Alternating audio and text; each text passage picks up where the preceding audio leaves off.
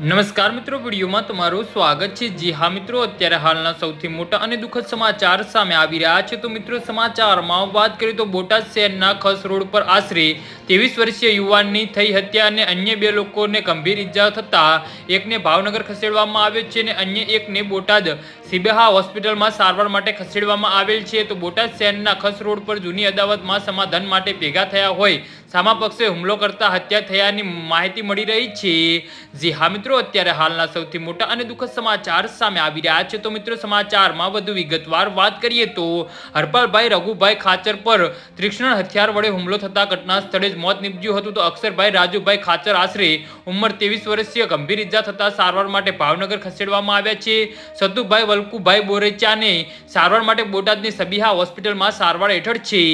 જી હા મિત્રો, અત્યારે હાલના સૌથી મોટા અને દુઃખદ સમાચાર સામે આવી રહ્યા છે। તો ઘટનાની જાણ થતાં જ SP, DSP, LCB, SOG police કાફલો ઘટના સ્થળ પર પહોંચ્યો હતો। હુમલા કરનાર કોણ અને કેટલા લોકો હતા તે અંગેની પોલીસ તપાસ હાથ ધરી છે। જી હા મિત્રો, તો આના વિશે તમારું શું કહેવું છે તો નીચે અમારી કમેન્ટ બોક્સમાં જરૂરથી જણાવજો અને અમારી યુટ્યુબ ચેનલને સબસ્ક્રાઇબ કરવાની ભૂલતા નહીં। ધન્યવાદ।